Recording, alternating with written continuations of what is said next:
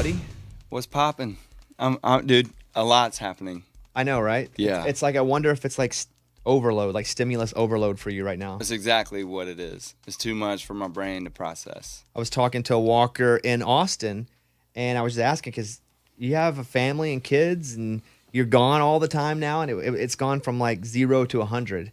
And so, how's the family dealing with you always being gone? They miss me a ton, but they're so excited. You know, they've been along this journey right there with me, and yeah, we've laughingly prayed, out loud for something to happen, big for Dad like this together. So they're excited and they understand, and the goal is just to get them out there with us, when we're on the road. Whenever something goes viral, and this has gone really viral. Yeah. Do you feel it's like a slow wave, or just one day is it whoosh and you're like, wow, this thing, I just woke up and it's a monster? It's like whoosh. It's like literally we did that video on our porch, Leela and I, to Fancy Like, and like the next day neighbors are driving by honking and being like, Applebee, just yelling at us. Went to Chick-fil-A last night. It was like a straight up meet and greet, like, where we sat. Everybody recognizes Leela. Everybody recognizes Laney. Everybody recognizes me. And that just wasn't happening, 4 or 5 months ago. Nothing like that. Well, let's go back to when you wrote the song. Yeah. Because who did you write the song with? Dude, it's crazy. It was my first write back with like real humans in a room. And it was Josh Jenkins, a dude named Shane Stevens, showed up on the wrong day. He was supposed to write with somebody else the next day. And I was like, hey, just jump in with us. A guy named Cambo Bartolini, first trip to Nashville, LA, like pop star, like does huge tracks for Doja Cat. Never written a country song in his life. We're all four in a room.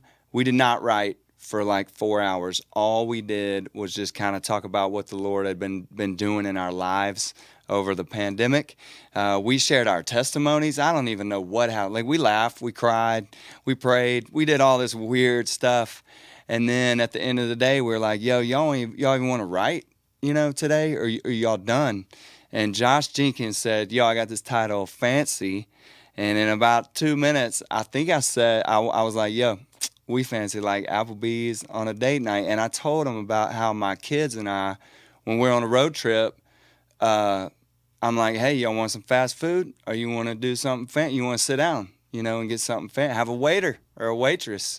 And it all spilled out. I've never written a song so fast. I'm the slowest writer in town. Ask anybody. It takes me months to write songs. You broke up with me with 3 days, nothing short of 3 days. And this song just spilled out. On the way home, Josh Jenkins and I were like, yo, it needs a bridge. I texted him, said, hey, how about, country, the jeans without the holes in them, and he was like, hey, this might be gross. How about kisses, with lips without the skull in them? And I was like, it's perfectly gross. It's great. and so I literally went home. I got a room right next to our kitchen, recorded the vocal, the guitar. You've seen the kind of the shack setup, did it, sent it off. The next day, my team was like, this is going, on the EP. If you isolate the vocal, you could probably hear the water in the kitchen coming on and off. There's probably a dog barking in the background. It's so sloppy. And that's what I love about, the track. It's like chaos from the beginning. So with this song, maybe I'm wrong here, but it wasn't the initial single, right? Or was it the initial single from the project? The first single was Country Stuff with Jake Owen.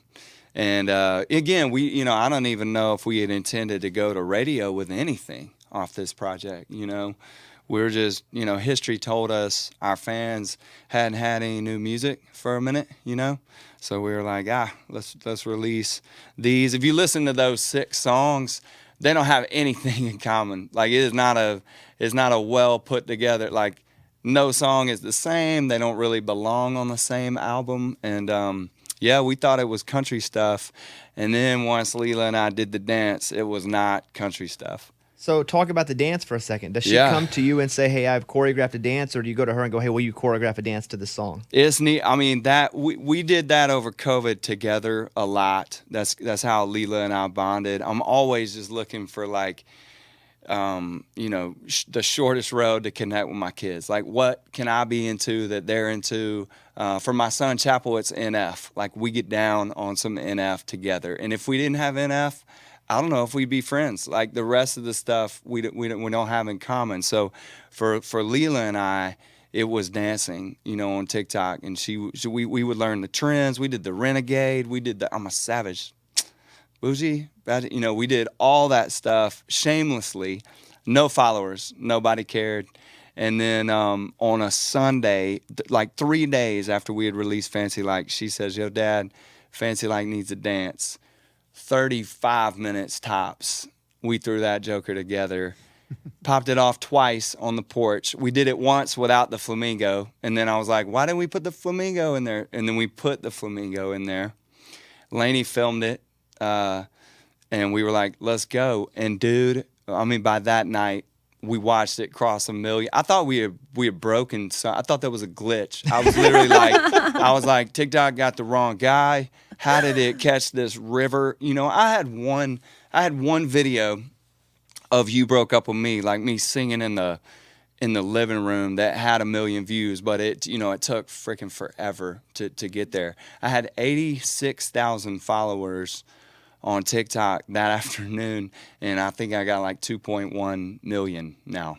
Who was the first famous person to do the dance where you're like, "Oh, we're messing with people now that I didn't even think would watch it"? Yeah. The first one that blew my face off was this girl is in front of Applebee. It's the greatest video, I think. With Shaq? Oh, yes. Yeah. She's just chill. She's like having a good time, and then boom, door opens.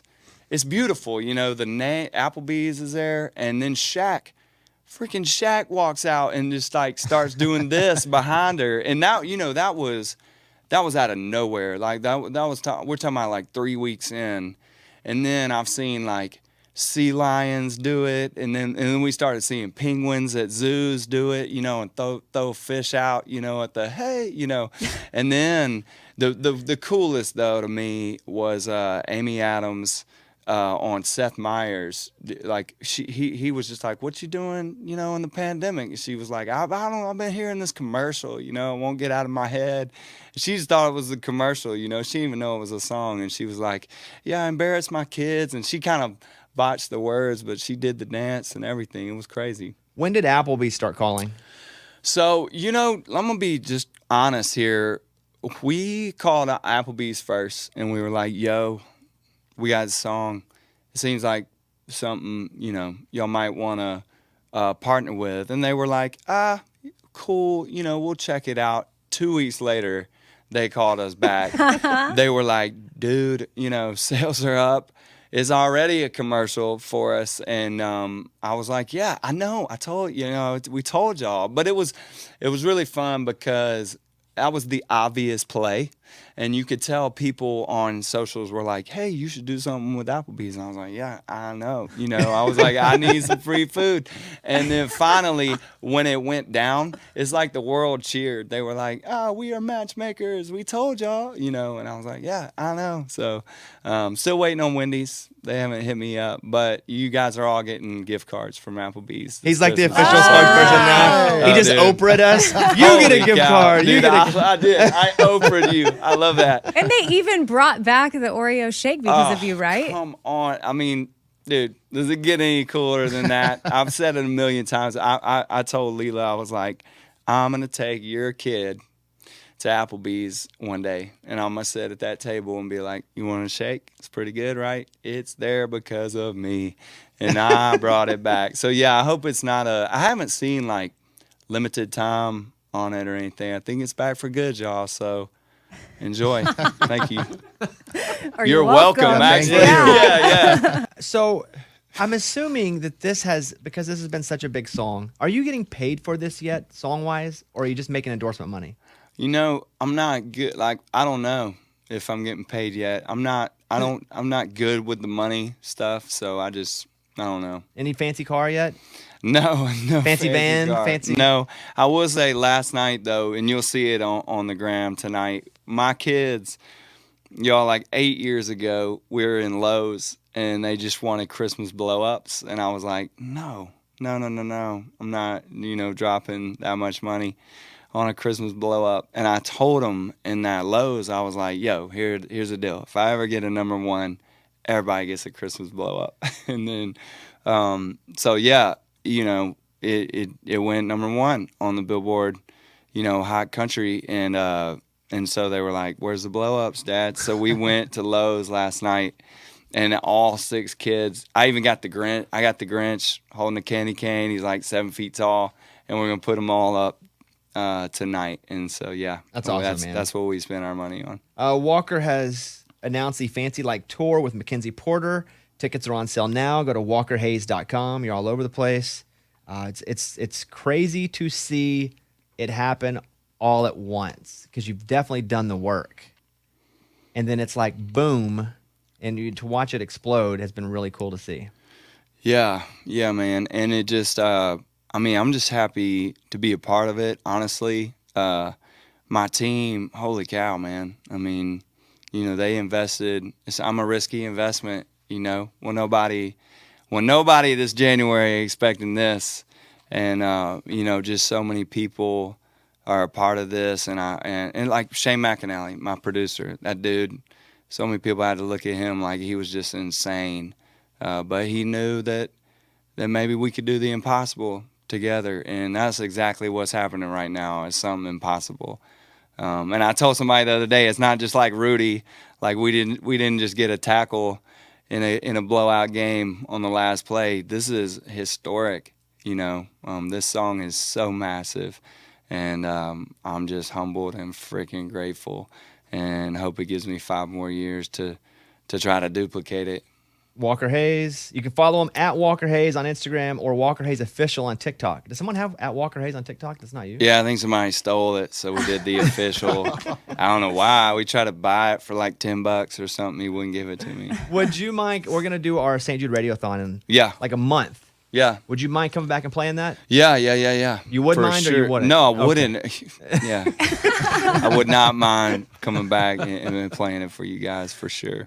Congratulations on the song. It's going to be number 1 this week on the country chart, like the radio country chart. Let's go. Big so deal. more blow-ups. I don't More know. blow-ups, That blow-up Christmas blow-up story just got me. Come on, it's like man. your whole, it's like we're just so happy for Dude, you. That's amazing. Yeah, you look at, like I said, we'll put them all up tonight. I'm pretty jacked about it. Honestly, the extension cords were what was so expensive. All right, walkerhayes.com. Go get tickets. He's all over the place, and we'll see him in about a month or so. Walker Hayes, everybody.